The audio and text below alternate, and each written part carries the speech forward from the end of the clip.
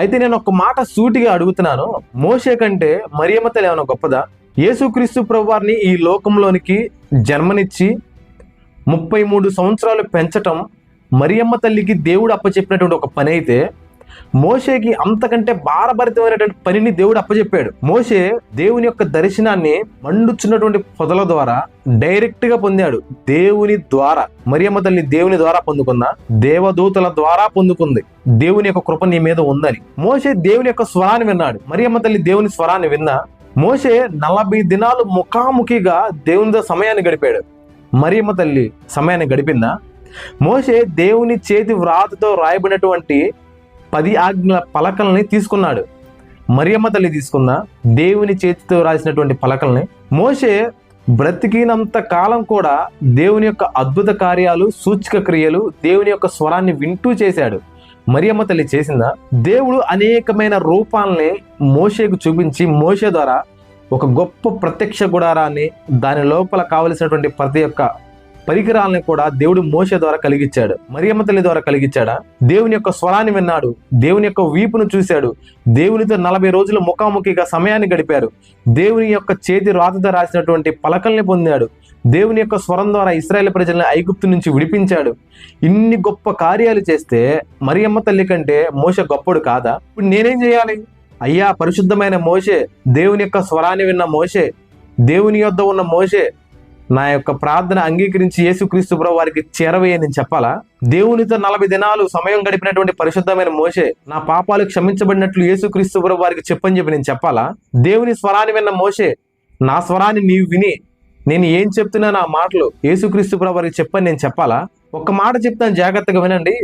యేసుక్రీస్తు ప్రభువారు నేనే మార్గము, నేనే సత్యము, నేనే జీవము, తండ్రి యొద్దకు వెళ్ళటానికి నా వల్ల తప్ప వేరే ఇంకే దారి లేదు అని అన్నాడు. యేసుక్రీస్తు ప్రభువారి సాక్షాత్తుగా ఆ స్టేట్మెంట్ ఇస్తే, యేసుక్రీస్తు ప్రభువారి యొద్దకు వెళ్ళటానికి, తండ్రి అయిన దేవుని యొద్దకు వెళ్ళటానికి మీరు ఇంకొక కొత్త మార్గం వేస్తే ఎలా? నేను మిమ్మల్ని ప్రశ్నిస్తున్నాను, మీరు నాకు సమాధానం చెప్పాలని నేను కోరుతున్నాను. దేవుడే నేనే మార్గం, నేనే సత్యం, నా వలనే నిత్య జీవం పొందుతారు అని అంటే మీరు ఒక కొత్త మార్గాన్ని ఏర్పాటు చేస్తే ఎలా? మీరు చెప్పినటువంటి మార్గంలో మరియమ్మకున్నటువంటి క్వాలిటీస్ ఎక్కువ ఉన్నాయా? మోషేకున్న క్వాలిటీస్ ఎక్కువ ఉన్నాయా? మరియమ్మ తల్లికున్న క్వాలిటీస్ కంటే మోషేకి ఎక్కువనే కదా. ఇప్పుడు మోషే ద్వారా యేసుక్రీస్తు ప్రభువారి దగ్గరికి వెళ్దామా? యేసుక్రీస్తు ప్రభువారు పాపం అనేటువంటి గోడని పడగొట్టడానికి ముందు మనుషులందరూ కూడా దేవుణ్ణి చేరుకోవాలంటే ఆలయ ఆవరణంలోకి రావాలి, పరిశుద్ధమైన స్థలంలోకి రావాలి. అతి పరిశుద్ధమైన స్థలంలోనికి వెళ్ళలేకపోయారు. ఎప్పుడైతే యేసుక్రీస్తు ప్రభువారు సిలువలో పాపం అనేటువంటి గోడని కూల్చివేశాడో, అతి పరిశుద్ధమైనటువంటి స్థలంలో ఉన్నటువంటి తెర చినగబడింది. ఆలయ ఆవరణములు ఏంటి? ఊరు చివర పొలిమేరలో ఉన్నటువంటి ప్రతి మానవుడు కూడా ఆలయంలో ఉన్నటువంటి పరిశుద్ధమైనటువంటి ప్రాంతాన్ని చూశారు. అంటే అప్పటిదాకా ఉన్నటువంటి ప్రతి విధమైన పద్ధతి అనేది కూడా క్రీస్తు సిలువలో కొట్టివేయబడింది.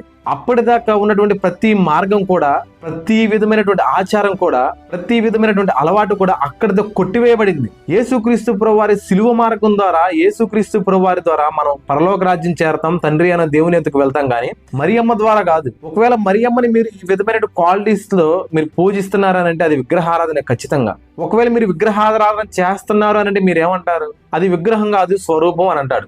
దేవుడు ద్వితీయోపదేశ కాండంలో ఏం చెప్పాడు? స్వరూపాలను కూడా ఏర్పాటు చేసుకోవద్దని చాలా క్లియర్ గా మెన్షన్ చేశాడు. యేసుక్రీస్తు ప్రభువారు నేనే మార్గం అంటే మీరు కొత్త మార్గాన్ని వేస్తానంటే ఎలా? యేసుక్రీస్తు ప్రభువారే దేవుడికి మానవుడికి ఉన్నటువంటి పాపం అనేటువంటి గోడని కూల్చివేస్తే మీరు ఒక మరియమ్మ తల్లి గోడని తీసుకొచ్చి పెడితే ఎలా? మరియమ్మ తల్లి ఒక సాధారణమైన స్త్రీ. ఆమెకి దేవుని యొక్క గొప్ప కృప కలిగింది. ఆ కృప ఏంటి? లోకరక్షకుడు ఆమె గర్భమందు బయటకు వచ్చి 33.5 సంవత్సరాలు ఆమె చేతులు పెంచబడటం. దాన్ని మనం ఆ విధంగానే చూడాలి. కానీ ఆమె పరిశుద్ధమైన స్త్రీ అయినా, ఉత్తమమైన స్త్రీ అయినా, దేవుని చేత కొనియాడబడిన స్త్రీ అయినా కానీ సరే, ఈ క్వాలిటీస్ అన్ని బైబిల్ గ్రంథంలో ఉన్న అన్ని భక్తులకు ఉన్నాయి. మరి అందరు భక్తుల ద్వారా మనం యేసుక్రీస్తు ప్రభువారి యొద్దకు వెళ్ళాలా? మనం మరియమ్మ తల్లి ద్వారా దేవుణ్ణి ఆరాధించడం కాదు, ఆత్మతో సత్యముతో దేవుణ్ణి ఆరాధించాలి. మరియమ్మ తల్లి ద్వారా మన పాపాలు పోవు. పాపపు హృదయాన్ని పశ్చాత్తాపంతో కడిగితే పాపాలు పోతాయి. దయచేసి ఆర్సిఎం సోదరులు గమనించండి.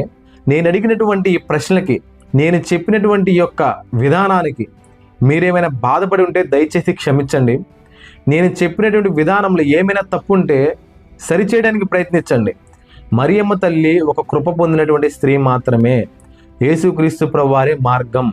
ఆయన ద్వారానే పరలోక రాజ్యం మనం చేర్చగలుగుతాం. నెక్స్ట్ వీడియోలో మనం ఆర్సీఎం చర్చిలో ఎందుకు ధ్వజస్తంభాలు పెడతారు, కొబ్బరికాయలు కొడతారు, కొవ్వొత్తులు పెడతారు అనేటువంటి విషయాన్ని డీప్గా తెలుసుకోవడానికి ప్రయత్నిద్దాం.